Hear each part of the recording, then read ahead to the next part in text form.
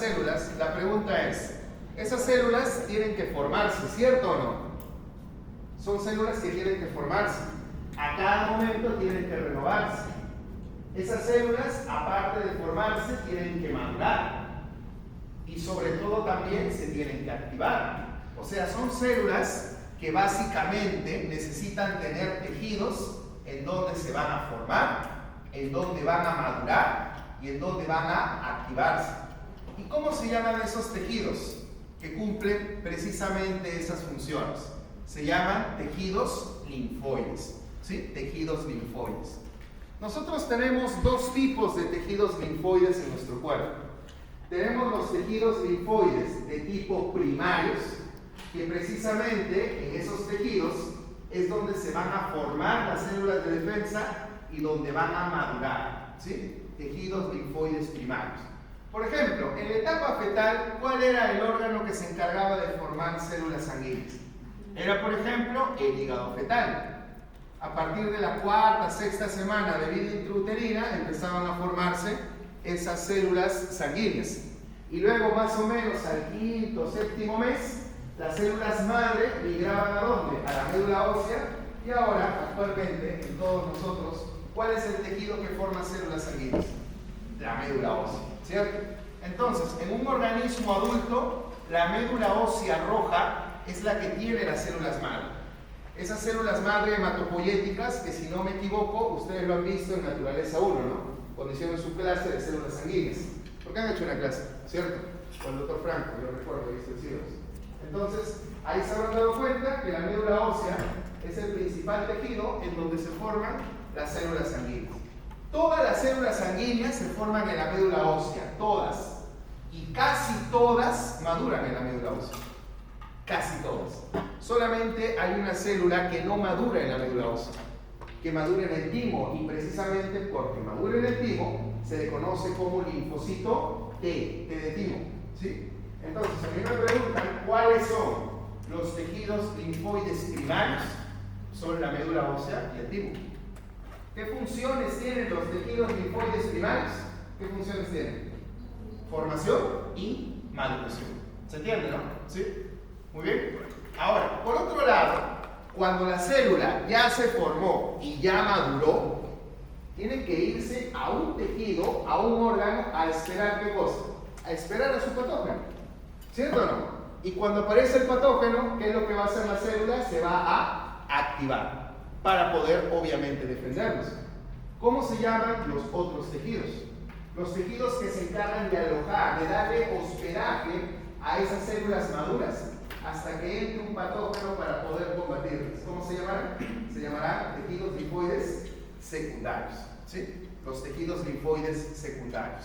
Entonces, en los tejidos linfoides secundarios se va a dar la función de activación. En los tejidos linfoides primarios se va a dar la función de formación y maduración. Ahora, ¿quiénes son tejidos linfoides secundarios? Imagínense, chicos. Imagínense ahorita, ¿por dónde podría ingresar un microbio a sus cuerpos? Literalmente por cualquier sitio. Tú te puedes cortar la frente, te puedes cortar el codo, te puedes cortar la rodilla, por ahí ingresa un microbio. Entonces, ¿necesitamos o no necesitamos que nuestro cuerpo esté lleno de tejidos linfoides secundarios? Claro. Y por ejemplo, los tejidos linfoides que están más distribuidos por todo el cuerpo son precisamente los ganglios linfáticos, ¿cierto? Los ganglios linfáticos están distribuidos por todo el cuerpo y sirven de un lugar de hospedaje para que estén ahí las células de defensa hasta que aparezca un microorganismo para poder combatirla o para poder atacarla. ¿Se entiende? Pero hay otros tejidos linfoides secundarios que son un poquito más grandes, como por ejemplo el vaso, ¿sí? El vaso es un tejido, un órgano mejor dicho, linfoide secundario que también va a almacenar células de defensa. El famoso MALT, ¿saben qué es MALT? M-A-L-T. Es el tejido linfoide asociado a mucosas, ¿cierto? Nosotros tenemos MALT en todas las mucosas. Mucosa respiratoria, mucosa intestinal, ahí tenemos el famoso MALT, el tejido linfoide asociado a mucosas. Muy importante, ¿cierto? Porque por las mucosas pueden ingresar microbios.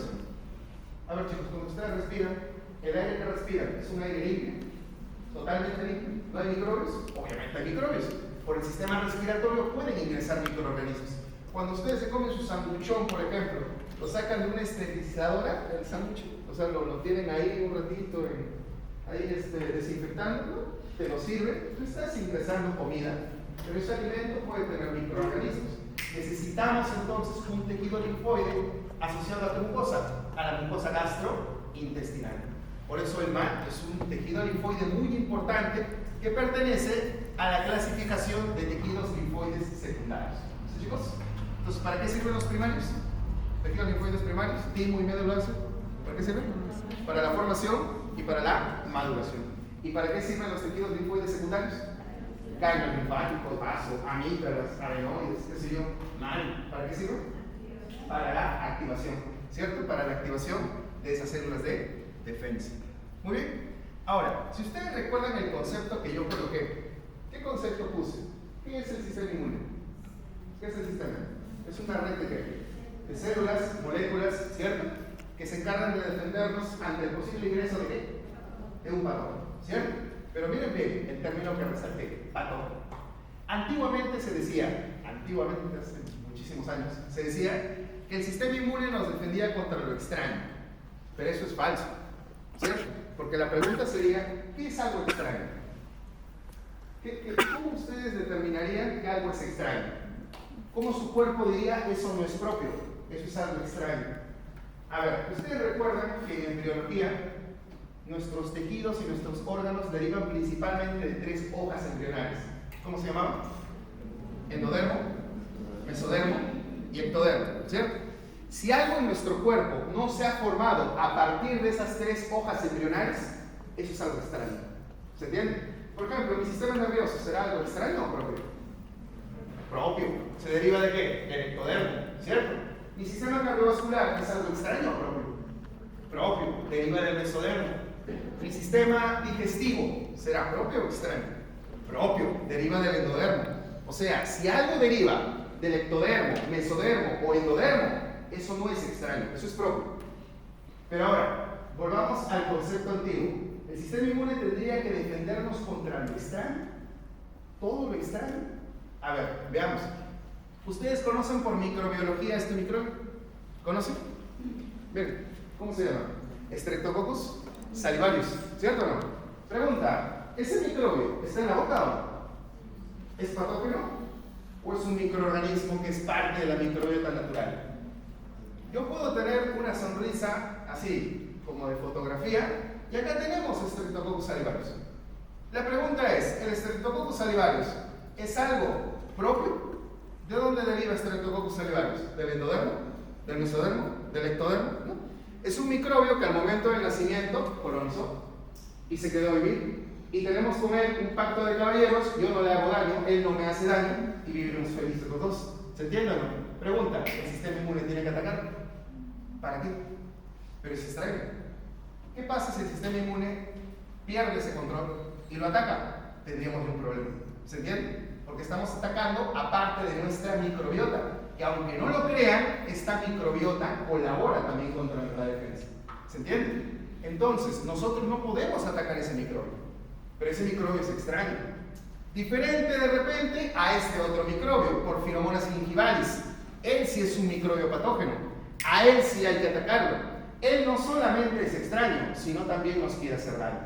Este microorganismo es el que participa en la enfermedad periodontal. ¿Sí? En la enfermedad periodontal. Muy bien. ¿Qué pasó? ¿Qué pasó?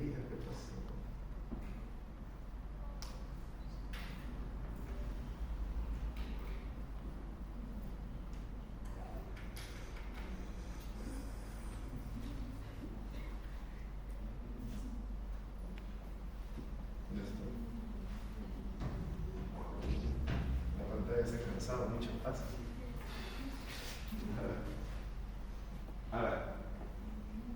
La Porphyromonas gingivalis, como les había mencionado, es parte de la patología de la enfermedad periodontal, ¿cierto? Entonces, chicos, ¿el sistema inmune realmente a quién debería atacar? ¿A lo extraño o a lo propio?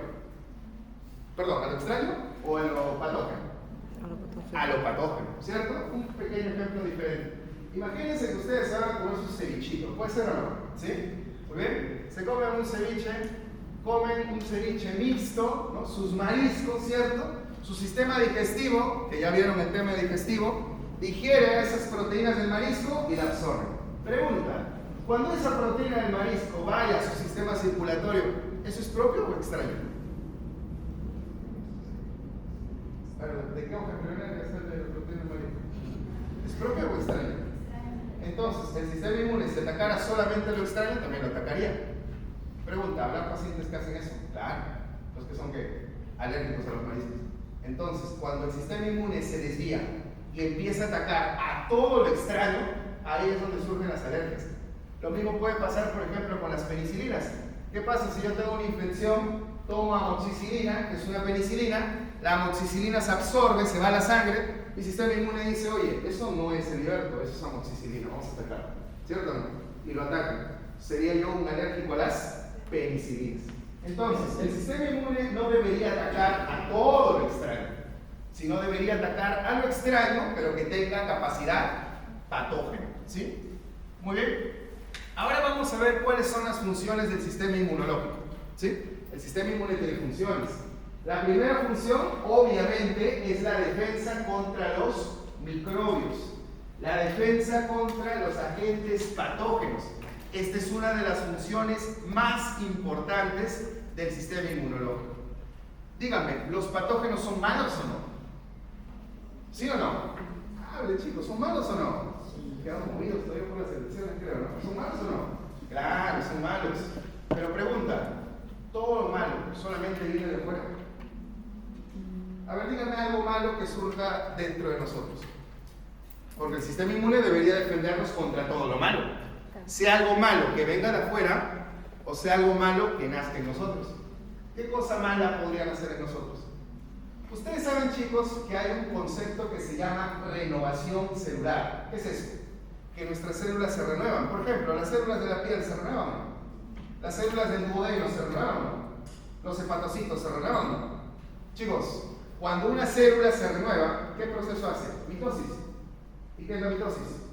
Es cuando una célula sale más, ¿cierto o no? Pero al momento de hacerse mitosis, hay una replicación del ADN, ¿no? ¿Y qué pasa cuando hay una fotocopia del ADN? ¿Qué pasa cuando tú fotocopias muchas hojas de un libro? Por ahí podría surgir, ¿qué cosa? Una falla, ¿no? Cada vez que nuestro cuerpo renueva células, podrían surgir mutaciones. Ahora, hay mutaciones inofensivas, que no pasa nada, que ahí nada más quedan, que son detectadas y controladas, pero hay mutaciones peligrosas. Hay mutaciones que pueden generar que esa célula pierde el control de su capacidad de crecimiento y empieza a proliferar de manera exagerada. Eso es propio del cáncer, ¿o no? Entonces, a esas células hay que detectar y hay que eliminar.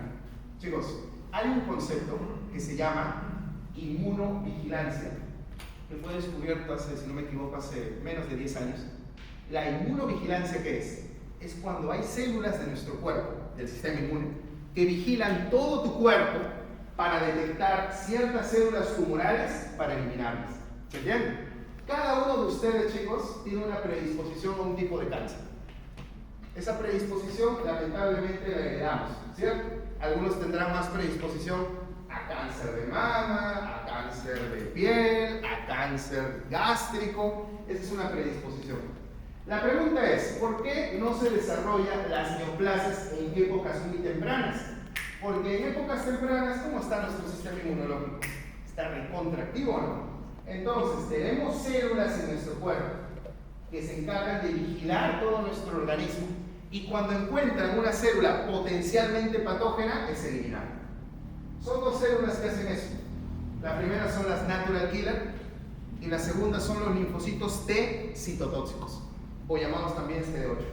Esas dos células son las que se encargan de la inmunovigilancia. Las natural killer y los linfocitos T CD8 son encargadas de la inmunovigilancia. ¿Qué es la inmunovigilancia? Cuando las células vigilan todo tu cuerpo, detectando alguna célula potencialmente neoplásica para poder eliminarla.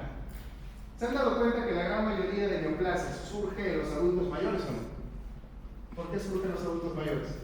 Porque mientras tú te vas haciendo más añejo, ¿cierto? Mayor, ¿qué sucede con tu cuerpo? ¿Qué sucede con tu sistema inmune? se va volviendo menos eficaz. Y ahí es donde pueden surgir las neoplasias de una manera más probable. ¿Sí? Muy bien, entonces esa es la segunda función. La segunda función del sistema inmunológico, ¿qué es, chicos? Defensa contra las células potencialmente malignas, ¿cierto? Estas dos de acá son las funciones más importantes del sistema inmune. Defensa contra los microbios y defensa contra las células potencialmente neoplásicas. Pero también tenemos otras. Por ejemplo, diferenciar lo propio del extraño. Ojo, yo no he dicho atacar lo extraño. ¿Qué dice ahí? Diferenciar. El sistema inmune tiene la capacidad de diferenciar lo que es de nosotros y lo que no es de nosotros. Pregunta examen, pregunta 3 de su pasito. Díganme, ¿qué pasa si se pierde esta cualidad? ¿Qué enfermedades surgen? Las enfermedades autoinmunes. ¿Se entiende, no? Las enfermedades autoinmunes, como artritis reumatoide, como lupus, como síndrome de Sjögren, ¿cierto? Son enfermedades autoinmunológicas que se dan porque mi sistema inmune perdió la capacidad de diferenciar lo propio del extraño. ¿Y qué otra función tendrá el sistema inmunológico? Diferenciar lo que no hace daño de lo que hace daño. Diferenciar lo inocuo de lo dañino. Chicos, ¿qué pasa si esto se pierde? ¿Qué pasa si el sistema inmune no diferencia qué es lo que nos hace daño de lo que no nos hace daño? ¿Qué enfermedades surgen? Acuérdense, tomo mi amoxicilina, como mi marisco. ¿Qué pasa si yo, por ejemplo, no diferencio? Oye, esto me hará daño, no, mejor lo ataco por si acaso, ¿no? ¿Qué surgen? Las alergias, ¿cierto? El sistema inmune se volvió muy sensible. Por eso a las alergias también las llaman como hipersensibilidad. ¿Se entiende? Porque el sistema inmune se volvió tan sensible que empezó a atacar lo que nos hace daño, pero también empezó a atacar lo que no nos hace daño. ¿Se entiende? Estas son las 4 funciones principales del sistema inmunológico. Defensa contra las infecciones, defensa contra las células potencialmente malignas. ¿Mediante qué proceso?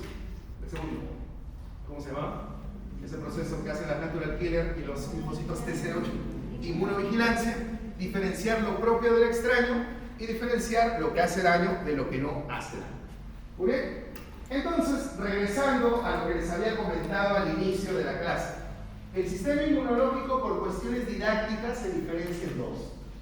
Tenemos una respuesta inmune innata, que esta respuesta tiene la característica de ser inmediata. ¿Qué significa? Que cuando un patógeno nos quiere invadir, la primera inmunidad que se enfrenta al patógeno es la inmunidad innata, es la inmunidad inmediata, ¿cierto? Pero, ¿qué sucede si la innata no logra eliminar al patógeno? Porque hay patógenos que son recontradelincuentes, ¿no? Muy virulentos, ¿cierto o no? Y no logra la inmunidad innata eliminarlo. Tenemos que pedir ayuda. ¿A quién le pedimos ayuda? A la otra inmunidad. ¿Cómo se llama la otra inmunidad? La inmunidad adaptativa. ¿Se entiende? La inmunidad adaptativa. Esta tiene un problema. Demora más tiempo en funcionar. No es que se activa al toque, demora días, ¿cierto? Pero esta es la más eficaz, es la más potente. ¿Se entiende o no? Esta seguramente es la que va a eliminar al microbio que la inmunidad innata no pudo eliminar. ¿Se entiende, chicos? Hoy en clase solamente vamos a ver la primera, que es la inmunidad innata. Si hacemos un poquito de cronología, cuando un microbio supera las barreras de defensa, porque ustedes saben que nosotros no estamos a cada rato enfermos gracias a que tenemos barreras, ¿cierto? Tenemos piel, ¿y cuál es la otra barrera? Las mucosas, ¿cierto o no? Pero ¿qué pasa si por ahí un microbio logra penetrar la piel? ¿Qué pasa si por ahí un microbio logra penetrar la mucosa? ¿Se activa qué inmunidad? La inmunidad innata, ¿cierto? La inmunidad innata. Y la inmunidad innata tiene una respuesta máxima en las primeras 12 horas. En las primeras 12 horas la inmunidad innata lo da todo, ¿cierto? Lo da todo. ¿Para eliminar qué? Para eliminar al patógeno en las primeras 12 horas. Si pasadas las 12 horas la inmunidad innata se da cuenta que no está logrando su propósito, ¿cuál es su propósito? Eliminar al microbio, tiene que pedir ayuda. ¿Se entiende? Entonces, esa ayuda que se presenta o se realiza en los primeros 1 a 3 días es la famosa presentación del antígeno. Les cuento al toque. Imagínense que estamos peleando ahorita, ¿sí? Estamos peleando y vemos que estamos perdiendo. Hay que pedir la ayuda de la inmunidad adaptativa. ¿Quiénes son las células de la inmunidad adaptativa, se acuerdan? Las células de la inmunidad adaptativa, ¿quiénes serán? Linfocitos T y linfocitos B. Esas células, que son las más importantes de la defensa, no están por ahí. Están siempre en ¿dónde? En los tejidos linfoides. ¿De qué tipo? ¿De qué tipo? ¿Dónde están ahí guardaditas? Esperando. Secundario. Por ejemplo, en el ganglio. Entonces, si nosotros estamos peleando y la batalla la estamos perdiendo, hay que mandar a una célula a pedir ayuda, ¿cierto? A ver, ¿cuáles son los 3 fagocitos básicos que se encargan de la primera línea de defensa? Los 3 fagocitos básicos. Neutrófilos, ¿qué más? Macrófagos, ¿y qué más? Las células dendríticas, ¿cierto? Los macrófagos pueden comer de 100 bacterias para adelante, ¿no? A partir de 100 bacterias, eso comen los macrófagos. Los neutrófilos comen, fagocitan de 3 a 20 bacterias. Y una célula dendrítica solamente de 1 a 3. Chicos, ¿a quién manda? El macrófago te come de 100 para arriba. El neutrófilo te come más o menos de 3 a 20. Y la célula dendrítica te comerá de 1 a 3 bacterias por cada ataque. ¿A quién manda? A pedir ayuda. ¿A quién mandarías? ¿Al más trome o al más monce? ¿A quién pides? ¿A quién le dice oye, anda tú? ¿Ah? Obviamente al más monce, ¿no? ¿A quién mandas? A la célula dendrítica. Y la célula dendrítica es la que va a ir, pero ella no es tonta. Ella dice, ¿qué pasa si hago todo el viaje y al final el linfocito me dice, oye, pero ¿quién te está atacando? No lo conozco. Entonces la dendrítica, ¿qué hace? Se come un patógeno, lo digiere y saca un pedacito del patógeno. ¿Cómo se llama a ese pedacito del patógeno? Se llama antígeno. Entonces la dendrítica va, hace todo su viaje, ¿cierto? Todo su viaje hacia el ganglio y le enseña el antígeno al linfocito T. Esto nos está atacando, esto nos está haciendo daño. ¿Cómo se llama ese proceso? Se llama presentación del antígeno, ¿sí? Que se da en los primeros 1 a 3 días de pasada la infección. Entonces, chicos, el linfocito T coge el antígeno y dice, te creo, te están atacando. Ahí voy, espérame. ¿Cuánto tiempo hay que esperarlo? Aproximadamente de 3 a 7 días demoran los linfocitos en responder. O sea, bastante, ¿no? Y en este tiempo, chicos, ¿qué hacen mis neutrófilos? ¿Qué hacen mis macrófagos? Dicen, ya pues, hay que esperar, ¿no? No, ellos lo dan todo, ¿no? ¿Cierto o no? ¿Sí? Lo dan todo. ¿Va? ¿Y qué es lo que hacen? Siguen peleando. Están perdiendo, pero siguen peleando. ¿Y yo cómo lo veo al paciente? ¿Cómo lo veo al paciente yo? Lo veo con secreción nasal. ¿Con qué más lo veo? Con fiebre, con escalofríos. ¿Nunca has visto una persona así? ¿Qué significa cuando una persona está haciendo los signos y síntomas de una infección? ¿Qué significa? Primero, ¿la inmunidad innata está ganando? No, está perdiendo. Segundo, ¿la inmunidad adaptativa ya está viviendo? ¿Ya está viviendo? No sabemos, todavía no llega, ¿no? No llega. Y el paciente está con todo el malestar. ¿No se han dado cuenta que ese paciente, tú lo ves una semana más, ¿y cómo está después de una semana? Contra bien, ¿no? Y tú le preguntas, ¿qué pasó? El paracetamol antigripal es lo máximo. Y el paciente dice, o sea, ¿quién en realidad está curando el paracetamol antigripal? No, son sus células, sus linfocitos que ya lograron llegar al tejido y ya empezaron a atacar al patógeno, ¿cierto? La inmunidad adaptativa tiene ese problema, es muy eficaz, es muy buena, pero lamentablemente demora mucho tiempo en acudir al tejido que está infectado. Pero chicos, una vez que llegó, una vez que mató al patógeno, los linfocitos no son tontos. Los linfocitos dicen, oye, ¿qué pasa si ese patógeno vuelve a ingresar? Chicos, ¿ustedes creen que si vuelve a ingresar el patógeno, el macrófago, el neutrófilo, lo van a lograr atacar? No. ¿Alguien me dice por qué? O sea, ese primer patógeno que destruyó a la inmunidad innata y tuvo que venir los linfocitos, ¿cierto? Si entra por segunda vez, ahora el macrófago dice, ya sé cómo atacarlo, ahora sí lo ataco y lo mato. ¿Ustedes creen que va a pasar eso? No, porque hay un detalle. La inmunidad innata, chicos, no tiene memoria. El macrófago, el neutrófilo, si vuelve a ingresar el mismo microbio, es como si no hubiera ingresado nunca. No lo recuerda.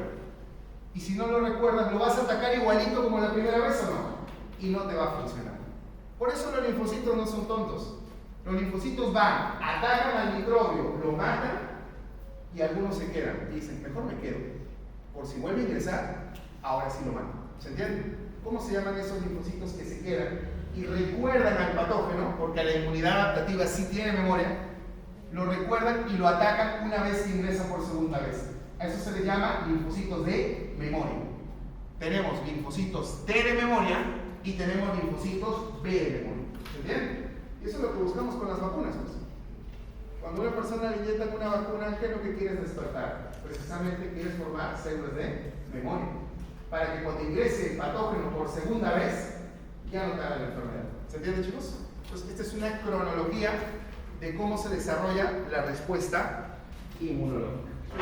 ¿Hasta acá? ¿Todo bien? ¿Sí? Me había olvidado de su capacidad locuaz que tienen ustedes. A veces tengo que callarlos porque hablan mucho. ¿Todo bien? ¿Sí? ¿Todo bien? Chévere, su entusiasmo es total. A ver, vamos a ver algunas diferencias entre la inmunidad innata y la inmunidad adaptativa.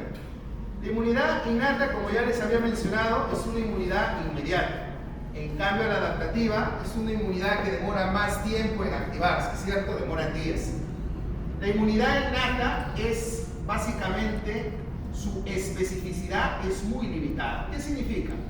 La inmunidad innata tiene unos receptores que se llaman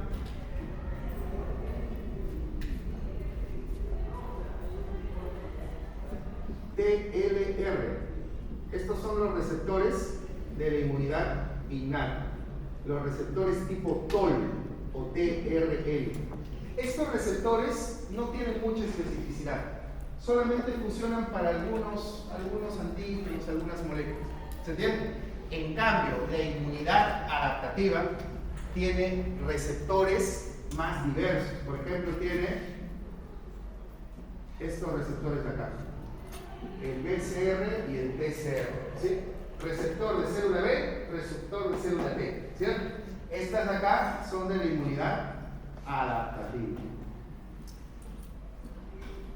Y estos receptores tienen una mayor especificidad, o sea, pueden atacar mayor cantidad de microbios. Es probable que entre a nuestro cuerpo un microbio tan raro que el TLR no lo reconoce.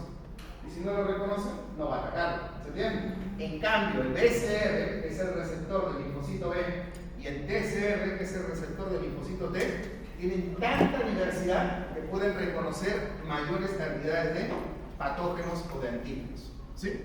Muy bien. La memoria, ¿se acuerdan? ¿Qué pasaba con la memoria? ¿Quién tenía memoria? ¿La innata o la adaptativa? Solamente la adaptativa, ¿cierto? Por otro lado, la diversidad, como ya habíamos visto, la inmunidad adaptativa es extremadamente más diversa gracias a los receptores TCR y BCR, como les había comentado. Las células, ¿cuáles son las células de la inmunidad adaptativa? ¿Se acuerdan? Linfocito T y linfocito B, nada más. Todas las demás son inmunidad innata. Por ejemplo, si les digo el eosinófilo, ¿a qué inmunidad pertenece? Innata. Si les digo el mastocito, innata. Los únicos que pertenecen a la inmunidad adaptativa es el linfocito T y el linfocito B, ¿cierto? Y ambas inmunidades, tanto la innata como la adaptativa, trabajan con citoquinas, ¿cierto? Con citoquinas. Acá solamente hacer una pequeña mención que la inmunidad adaptativa, aparte de las citoquinas, también trabaja con anticuerpos. ¿Cuáles son las células que producen anticuerpos? Los linfocitos B, ¿cierto? Los linfocitos B. Por eso pertenecen los anticuerpos a la inmunidad adaptativa. Bueno, chicos, bueno, de la inmunidad adaptativa vamos a hablar la próxima semana. Ahora vamos a centrarnos básicamente a la inmunidad innata. A ver, ¿qué es la inmunidad innata? Como ven ahí en la diapositiva, la inmunidad innata es un mecanismo que se va a activar contra todos los microbios. Y es la inmunidad que va a enfrentarse primero contra ellos. Eso lo aprendimos, ¿no? ¿Cuál es la inmunidad que se enfrenta primero a los microbios? ¿Cuál es la inmunidad inmediata? La que cuando entra un microbio, esa es la que se enfrenta, es la inmunidad de tipo innata, ¿cierto? Es una inmunidad inmediata, pero lo malo que es que no posee memoria, ¿cierto? No posee memoria, no tiene memoria, ¿sí? Ahora, lo ideal sería que cuando un patógeno entra a nuestro cuerpo, lo ideal sería que nuestra inmunidad innata lo controle. Pero ¿qué pasa cuando la inmunidad innata no logra controlar al patógeno? Ahí es donde se tiene que desarrollar la inmunidad de tipo adaptativa, ¿sí? La inmunidad adaptativa entonces se va a activar si es que la innata no logra eliminar al microbio. Ahora vamos a ver, chicos, cuáles son las funciones de la inmunidad innata, ¿sí? ¿Cuáles son las funciones de la inmunidad innata? A ver, pregunta. Si yo les estoy diciendo que la inmunidad innata es la que primero se enfrenta al microbio, en estos momentos, ¿ustedes creen que no hay microbios que quieren ingresar? Sí. ¿Y quién es el que está impidiendo que esos microbios ingresen? ¿Quién está impidiendo que el microbio ingrese? ¿Quién no deja que el microbio ingrese? ¿En serio? ¿Quién no deja que el microbio ingrese? Bien. ¿Quién no deja que el microbio ingrese? El microbio que quiere ingresar. ¿Quién no deja que el microbio ingrese? La piel, muy bien, ¿qué más? Las mucosas. Entonces, ¿podemos considerar a la piel y las mucosas como parte de la inmunidad innata o no? Claro. Entonces, ¿cuál sería una función de la inmunidad innata? Una función de la inmunidad innata sería, primero, evitar el ingreso de los microbios. Evitar el ingreso, ¿cierto o no? Esta creo que es la función más importante. Evitar que el microbio ingrese. ¿Se entiende? ¿Qué pasa si esta función se pierde? El pronóstico de vida del paciente se puede comprometer. Ustedes han visto a esos pacientes que están quemados, que se les incendia la casa, ¿no? Y se queman, ¿sí? Dígame, ¿su pronóstico de vida es bueno o malo? Malazo. ¿Por qué? Porque el fuego, ¿qué es lo que ha destruido? Sus barreras, su piel. Y ningún antibiótico, por más antibiótico, el mejor antibiótico que usemos, que yo le coloque al paciente, no va a poder controlar todos los microbios que están ingresando porque no existe piel. ¿Se entiende, no? Por eso el pronóstico de vida de esos pacientes es muy malo, ¿sí? Entonces, esta función es una de las más importantes. La inmunidad innata evita el ingreso de los agentes patógenos. Pero, ¿qué pasa si ingresó? Si por ahí me hizo un cortecito chiquito, porque ¿sucede o no sucede? Yo estoy tranquilo, me corto. ¿Me corté? ¿Ingresaron por ahí microbios o no? ¿Sí? Cuando ingresan los microbios, chicos, ¿cuál es la segunda función de la inmunidad innata? La segunda función es eliminar y también inhibir la proliferación de los patógenos. O sea, esos patógenos que han ingresado, ¿cierto? Los patógenos que están ingresando, la inmunidad innata tiene que destruirlos y evitar su proliferación. ¿Se entiende? Esa es la segunda función. ¿Cuál es la tercera función de la inmunidad innata? Promover la cicatrización y la reparación de los tejidos. Esto es lógico, ¿no? Si por ahí hubo un cortecito, la inmunidad innata no solamente se va a preocupar en eliminar a los patógenos que están ingresando, sino también se va a preocupar en ¿qué? En promover la reparación y la cicatrización del tejido lesionado, ¿sí? Y otra función de la inmunidad innata es eliminar células muertas y dañadas. Chicos, cuando se da una respuesta inmune, ¿cierto? Cuando se da una respuesta inmune, esa es una batalla. En una batalla que hay heridos y muertos, ¿cierto? Hay células que producto de la batalla inmunológica van a quedar dañadas y ya no van a funcionar. Y hay células que lamentablemente se mueren. Entonces, la inmunidad innata se encarga también de eliminar a esas células muertas y también a esas células que han quedado dañadas. ¿Se entiende? Estas son funciones muy importantes de la inmunidad innata. Y por último, lo más obvio, ¿no? ¿Cuál es la última función de la inmunidad innata? Cuando la inmunidad innata no puede eliminar al microbio, ¿qué es lo que hace? Se encarga de activar a la inmunidad de tipo adaptativa. ¿Se entiende? Se encarga de activar a la inmunidad adaptativa. Esa sería la quinta función. Y ahí tenemos las funciones de la inmunidad innata. Por favor, necesito que lo tengan acá. Ahorita mismo, acá. ¿Cuáles son las funciones? Evitar que entre el patógeno. Si ingresó por casualidad de la vida, eliminarlo y no dejar que prolifere. La tercera, ¿cuál es? Reparar. La cuarta, ¿cuál es? Eliminar células muertas y dañadas. Y la última, que la vamos a ver más a detalle la próxima semana, activar a la inmunidad adaptativa. Hasta acá, ¿estamos bien? Chicos, ¿sí? Que parezca entonces, ¿sí? Que parezca que están bien, ¿sí? Muy bien. A ver, componentes de la inmunidad innata. A ver, ¿cómo está formado la inmunidad innata? ¿Cuáles son sus componentes? Ya dijimos uno, A ver, ¿quién me dice? ¿Cuál es un componente de la inmunidad innata? Lo acabamos de ver. ¿Cuál es? La piel, ¿cierto? Las mucosas. Entonces, esas serían básicamente las barreras. ¿Cuál era la primera función de la inmunidad innata? ¿La primera función cuál era? Evitar que el microbio ingrese. Entonces, para eso tenemos esto, las barreras. ¿Se entiende o no? Tenemos la piel y tenemos las mucosas. ¿Se entiende? Muy bien. Segundo componente, las células. ¿Quiénes eran las células de la inmunidad innata? ¿Quiénes eran las células? Neutrófilos, macrófagos, eosinófilos, mastocitos. Todas las células se encargan de ¿qué? ¿Cuál era la segunda función de la inmunidad innata? Cuando el microbio ingresó, ¿qué tenemos que hacer? Eliminarlo y evitar su proliferación, ¿cierto? Muy bien. Entonces, para eso tenemos las células. Muy bien. Tercer componente, lo que ustedes van a exponer hoy día, la inflamación, ¿cierto? La inflamación, chicos, es parte de la inmunidad innata.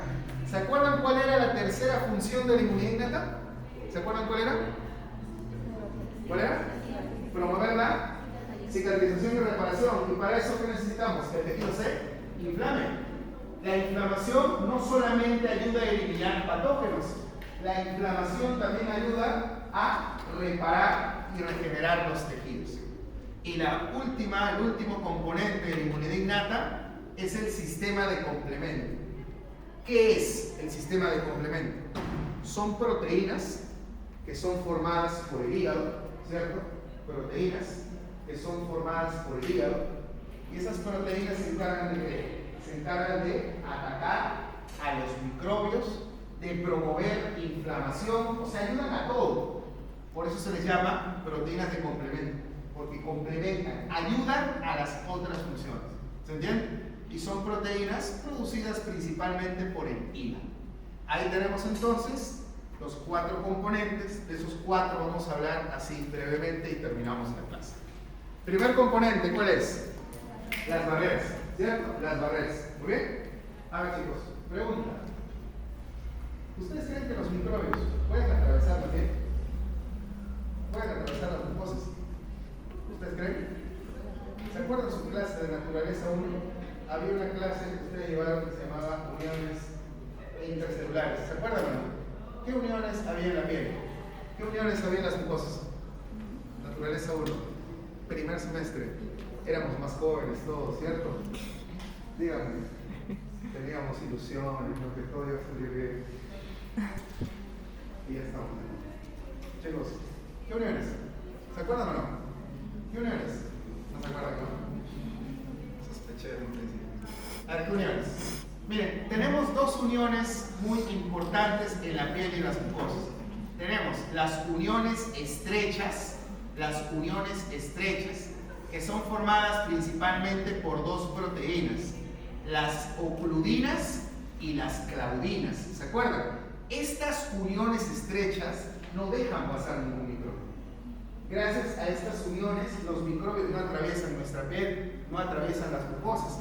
Por eso la piel y las mucosas funcionan como una pared, como una barrera. ¿Qué decía el subtítulo antes? Barreras físico-químicas. Pero gracias a esto, yo solamente explico lo físico, no lo químico. ¿Se entiende o no? Pero esto es muy importante. Gracias a las uniones estrechas y gracias a los desmosomas, que son formadas por unas proteínas llamadas caderinas, gracias a estas 2 uniones, los microbios no pueden atravesar la piel. La piel y las mucosas se comportan como una pared. ¿Se entiende o no? Como una pared. Pero doctor, ¿por qué usted dice que la piel y las mucosas son barreras físicas y químicas? Porque hasta acá solamente vemos la parte física, ¿no? No está dejando atravesar al microbio. ¿Por qué decimos que la piel y las mucosas también son barreras químicas, no solamente físicas? Porque las células epiteliales que forman la piel y forman las mucosas liberan también péptidos antibióticos. O sea, no es solamente una barrera, sino que esa pared te ataca. Si tú fueras un microbio, la pared te ataca. ¿Se entiende? ¿Y cómo te ataca? Esa pared, esa barrera, forma péptidos antibióticos, péptidos antimicrobianos. Por ejemplo, los péptidos más abundantes son las defensinas, ¿sí? Las defensinas, que tienen una actividad de defensa directa, pueden producir inflamación. Y tenemos por otro lado las catericidinas. ¿Qué diferencia habrá entre las defensinas y las catericidinas? Ambos son péptidos antimicrobianos. La diferencia es que las defensinas son péptidos que matan microbios y generan inflamación. Las catericidinas son péptidos que matan microbios, pero promueven la reparación del tejido. ¿Se entiende? Promueven la reparación. ¿Sí? La reparación del tejido. ¿Sí? Tienen una cierta actividad antiinflamatoria. Mientras que las defensinas destruyen patógenos, pero promueven la inflamación. Entonces ahí viene la regulación. ¿Cierto, chicos? Porque todo tiene que estar regulado en la vida, ¿no? Si hay un simpático, hay un qué. Es un feo. Si hay un simpático, hay un parasimpático, ¿cierto? ¿Sí? Si hay un GABA, también hay un glutamato. Muy bien, un glutamato, ¿cierto? Muy bien. Ahora, ¿se acuerdan que yo les dije que había linfocitos que no pertenecían a la inmunidad adaptativa, que pertenecían a la inmunidad innata? Ahí en el gráfico vemos uno. Miren, ¿cómo se llama? Linfocito intraepitelial. Es un linfocito que está metido en la piel, es un linfocito que está metido en la mucosa y lo que hace es eliminar a los microbios de manera directa. Entonces, díganme, ¿la piel y las mucosas son solamente barreras físicas? Estamos viendo que son barreras físicas, pero también vemos que tiene también un componente químico importante, gracias a los péptidos antimicrobianos, por ejemplo. Muy bien. Acá, por ejemplo, vemos una de las mucosas más importantes del cuerpo humano, que es la mucosa intestinal. Acá podemos ver, miren cómo vemos acá el MAL, el famoso MAL. ¿Qué era el MAL? Tejido linfoide asociado a mucosas, ¿no? Acá vemos, por ejemplo, tenemos acá acúmulos de linfocitos que están esperando, ¿cierto? Están esperando a que si por ahí un microbio atraviesa la mucosa, poder atacar. Y acá un spoiler de lo que vamos a ver la próxima semana. Hay una inmunoglobulina que se encarga de defender las mucosas, que está por ahí, en las secreciones de las mucosas. Por ejemplo, ¿cuál es la secreción de la boca, de la mucosa oral? Saliva. ¿Cuál es la secreción de la mucosa respiratoria? Moco, ¿cierto? En ese moco, en esa saliva, vamos a encontrar altas cantidades de inmunoglobulina A, ¿sí? Pero la inmunoglobulina A o anticuerpo de tipo A, esto pertenece a la inmunidad adaptativa, pero ahí está, ¿se entiende? Ahí está, ¿sí? Muy bien, muy bien, chicos. Superamos el primero, cada uno se vuelve un poquito más complejo. Superamos la piel y las mucosas, ¿cierto? O sea, las barreras. ¿Cuál es el segundo componente? Las células, ¿cierto? Claro, las células. Cuando hablamos de células, ¿cuáles son las células más importantes de la inmunidad innata? ¿Cuáles son las células más importantes de la inmunidad innata?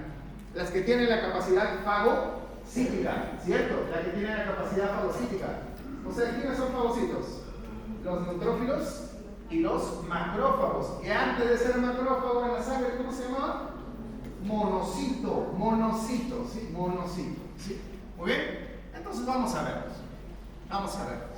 Las células sanguíneas, ustedes saben que se forman mediante un proceso que ya vieron en Naturaleza 1, que se llama hematopoiesis, ¿cierto? Hematopoiesis. Gracias a la hematopoiesis, una célula madre tiene dos caminos. O me convierto en un progenitor mieloide, o me convierto en un progenitor linfoide, ¿cierto? Una célula madre.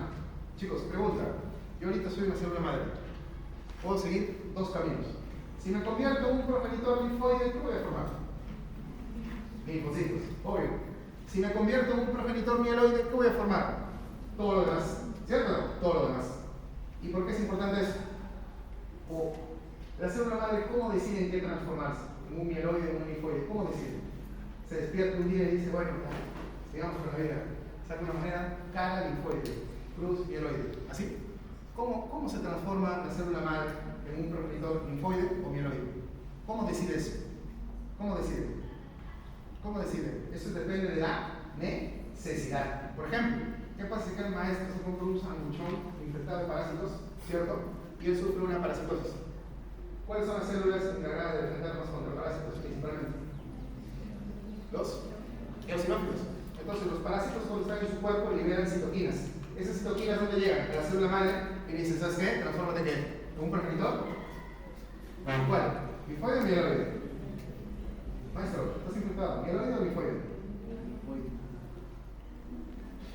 Mieloide, mieloide. ¿Y el mieloide a qué me va a dar formar? ¿A qué me va a formar el mieloide de nuevo? ¿Cuál es el siguiente paso?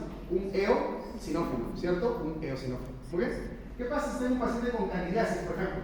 Tengo un paciente con cándida. ¿Qué pasa? Candidiasis. ¿Qué sucede? ¿Cuáles son las células que principalmente nos defienden contra cándida? ¿Cuáles? Los neutrófilos, ¿cierto? Entonces, al momento de darse la candidiasis, se liberan citoquinas, va a la célula madre, y la célula madre ¿en qué se transforma? ¿Mieloide o linfoide? Mieloide. Y luego da formación a qué? A un neutrófilo, ¿cierto? ¿Qué pasa si yo tengo una infección respiratoria? Haemophilus influenza, por ejemplo. Es un microbio que puede atacar el sistema respiratorio. Está claro que una de las células que mejor se enfrenta a Haemophilus influenza es los linfocitos B. Entonces, cuando llegan las citoquinas, la célula madre ¿en qué se transforma? ¿Progenitor mieloide o linfoide? Linfoide. Y luego, ¿cuál es el siguiente paso? Transformarme en un linfocito B, ¿cierto? Entonces, chicos, el proceso de hematopoiesis se da de esa manera. Se da según la necesidad de nuestro organismo. ¿Cada cuánto tiempo se renuevan los eritrocitos? ¿Cada cuánto? Cada 120 días. O sea, cada 120 días se libera una hormona llamada eritropoietina, en la cual le dice a la célula madre, ¿sabes qué? Transfórmate en un progenitor mieloide y luego transfórmate en un eritrocito. Entonces la hematopoiesis se da de esa manera. Y nosotros tenemos que recordar que hay dos tipos de células. Las células de la inmunidad innata, que son los fagocitos básicamente, y las células de la inmunidad adaptativa, que son principalmente los linfocitos, ¿sí? Linfocito T y linfocito B. Y si ustedes se dan cuenta, acá en el centro tenemos a la célula dendrítica. ¿Por qué la tendremos acá en el centro? Porque la célula dendrítica es básicamente la conexión entre la inmunidad innata y la inmunidad adaptativa. ¿Quién era la que iba a presentar el antígeno? ¿Quién presentaba el antígeno? ¿Quién? La célula dendrítica, ¿cierto? ¿Se acuerdan? Comía el patógeno, sacaba un pedacito del patógeno, que nosotros lo llamamos antígeno, y lo llevaba a los ganglios para presentarlo al linfocito de tipo T.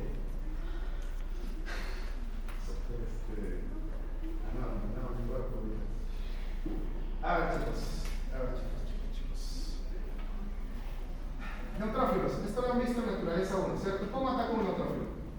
¿Y por qué lo pongo? Porque son las células, digamos, más abundantes del sistema inmunológico. ¿Cómo ataca un neutrófilo? ¿Mediante qué procesos? ¿Cómo ataca el neutrófilo? Fagocitosis, ¿cierto? Un neutrófilo ataca comiendo, ¿cierto? Come hasta donde puede. Y cuando ya está próximo a su hora de muerte, el neutrófilo hace un acto heroico. ¿Qué es lo que hace el neutrófilo? Forma unas redes, agarra su cromatina, la saca como si fuera una red de pescar, forma unas redes llamadas nets. Nets. A ver, acá las coloco. Nets, creo que está. ¿Qué significa nets? Significa trampas, porque una red es una trampa o no. Ahora, ¿la trampa está dentro del neutrófilo o fuera del neutrófilo? Está afuera. Entonces, trampas extracelulares ¿de qué? De neutrófilos, ¿sí? Los nets. ¿Y este nets para qué se forma? Como si fuera una telaraña. Tú lanzas la red, queda atrapada la bacteria y el neutrófilo puede atacarlo mejor, ¿sí? Y lo fagocita. El problema es cuando el neutrófilo ya está viejito, o sea, ya se va a morir, el neutrófilo hace su último acto heroico. ¿Cuál es? Come todo lo que puede. ¿Cuánto comía un neutrófilo, Rox? ¿Cuánto comía? ¿De cuántas bacterias?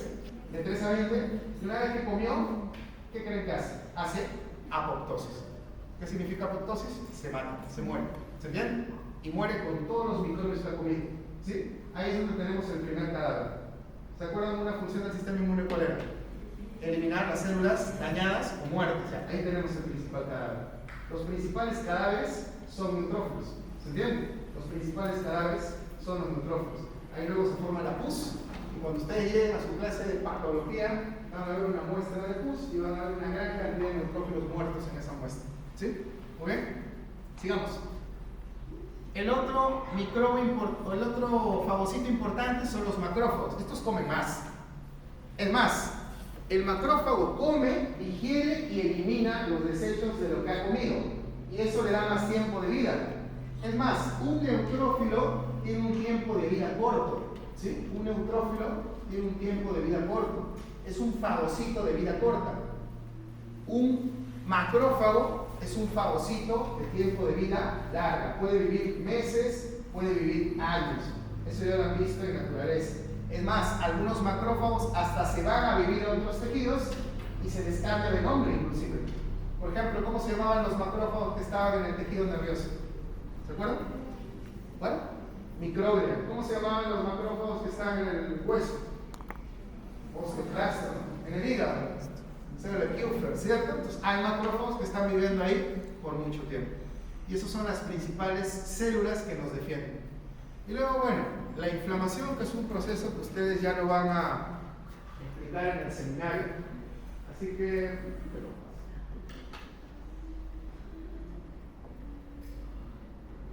Estoy viendo sus rostros que están desencajados, así que mejor me voy a ver a ver, la inflamación ustedes lo van a ver a detalle en el seminario, así que ahí ya conversaremos algo. Y el último elemento es el sistema de complemento, ¿sí? El sistema de complemento. ¿Qué era el sistema de complemento, se acuerdan? ¿Qué era el sistema de complemento? Era un sistema de proteínas que eran formadas principalmente por qué? Por el hígado, ¿cierto? Es un poquito formado por el hígado, ¿sí? Ahora, ¿cuáles serán, digamos, las características del sistema de complemento? Son proteínas plasmáticas que participan en la respuesta inmunológica, ¿sí? Proteínas plasmáticas que participan en la respuesta inmunológica. Aproximadamente el 90% son formadas por el hígado, por ahí algunas son formadas por otras células, por ejemplo. ¿Sí?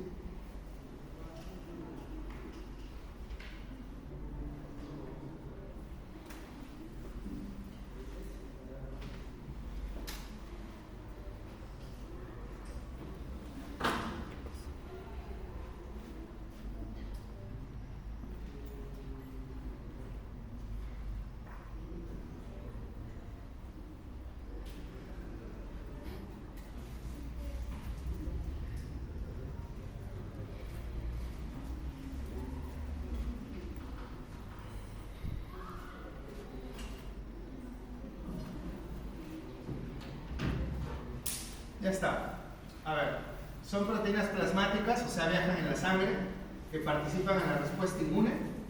El 90% aproximadamente pueden ser formadas por el hígado, el otro 10% por otras células, neutrófilos, macrófagos, fibroblastos, ¿sí? Y tienen tres funciones principalmente. La primera función es generar inflamación, ¿sí? Es más, hay dos proteínas de complemento que generan precisamente inflamación, la C3A y la C5A. ¿Sí? Son las proteínas de complemento que generan inflamación. Luego tenemos la otra función, que es opsonización. ¿Alguien recuerda qué es opsonización? ¿Qué es opsonización? ¿Qué es opsonización? ¿Alguien recuerda? Bueno, les cuento algo. En microbiología, cuando ustedes lleven micro, no sé si ya están llevando, hay patógenos que ingresan y se esconden del sistema inmunológico. A esos mecanismos por los cuales los microbios entran y se esconden se llaman mecanismos de evasión. ¿Sí? Muchos microbios tienen mecanismos de evasión. Se esconden del sistema inmune. Entonces nosotros necesitamos que exista en nuestro cuerpo detectores de microbios. O sea, detectores de esos microbios que se están escondiendo. ¿Sí? Entonces, hay proteínas que cuando ven un microbio oculto se le pegan y lo ponen al descubierto, ¿cierto o no? O sea, cuando una célula ya puede ver al microbio, ya puede atacar, ¿sí? Y precisamente a ese proceso de señalización se le llama opsonización. Hay una proteína de complemento que se llama proteína C3b, que es la principal opsonina de todo este sistema, la opsonina, o sea, participa en la opsonización, la proteína C3b, ¿sí? C3b. Ahora, entonces, hasta acá vemos dos funciones.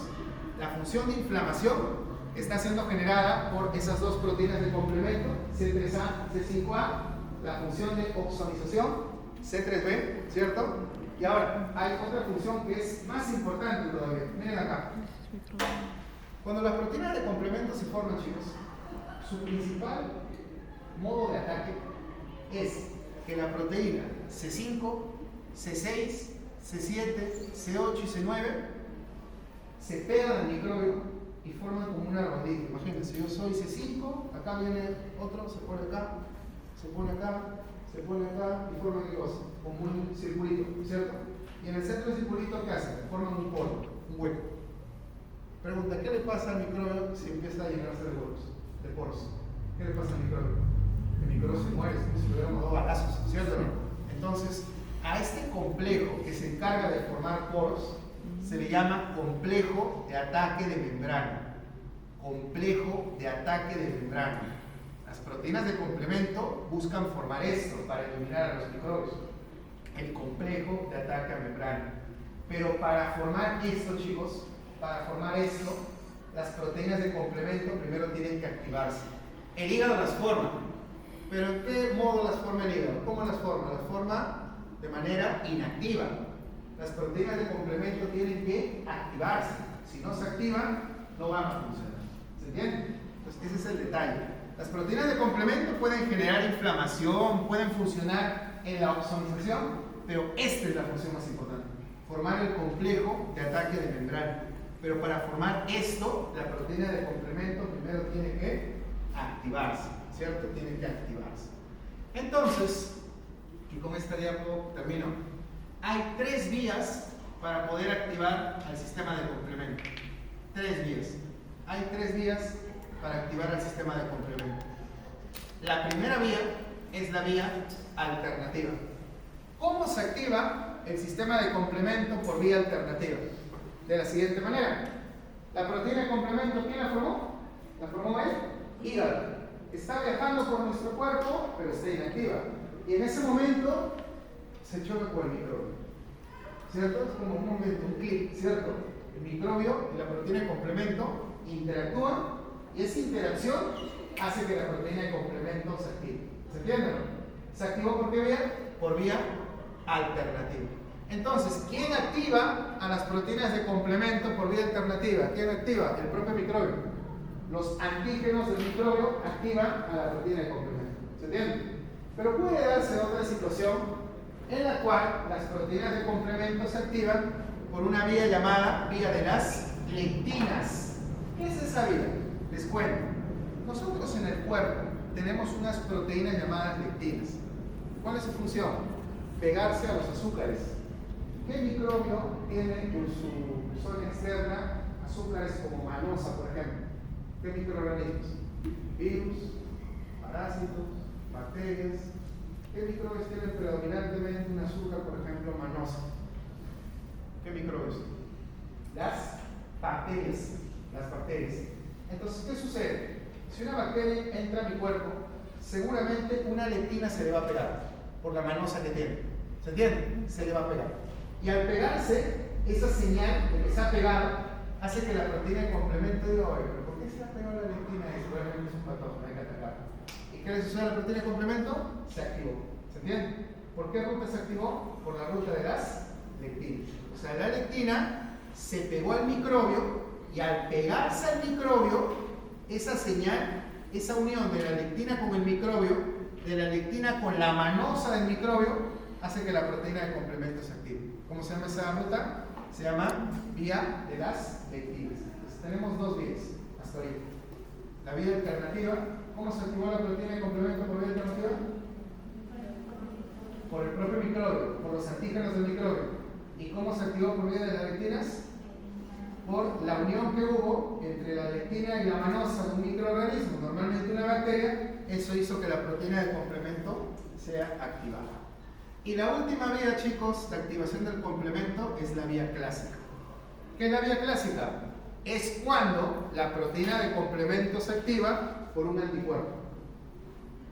¿Cuál es el anticuerpo más importante que activa proteínas de complemento? Es la inmunoglobulina M. M de mamá. ¿Sí? Inmunoglobulina M. Esa es la principal inmunoglobulina que puede activar proteínas de complemento. O sea, las proteínas de complemento, chicos, pueden activarse por 3 rutas, por 3 vías. La vía alternativa, la vía clásica y la vía de las lectinas. Y cuando las proteínas de complemento están activas, recién van a poder hacer sus funciones. ¿Cuáles eran sus funciones? La función de inflamación, la función de opsonización para que luego haga fagocitosis el macrófago, ¿cierto? Porque la proteína de complemento te va a marcar ¿para qué? Para que venga un macrófago y te fagocite, ¿cierto? Si fuera un microbio. Y la última función, ¿cuál es? Formar el complejo de ataque de membrana. ¿Se entiende? Bueno, y con eso termina la primera respuesta, que es la respuesta innata. Entonces, ¿cuántas partes tiene la inmunidad innata? Tiene 4. La primera, ¿cuáles son? Las barreras. La segunda, ¿cuáles son? Las células. La tercera, ¿cuál es? La inflamación, que viene el seminario seguramente lo vamos a desarrollar. Y la última parte, ¿cuál es? El sistema de complemento. Y si todo eso falla, ¿quién tiene que venir a ayudarnos? La inmunidad innata, que es la que vamos a ver la próxima semana. Bueno, chicos, jóvenes, están bien.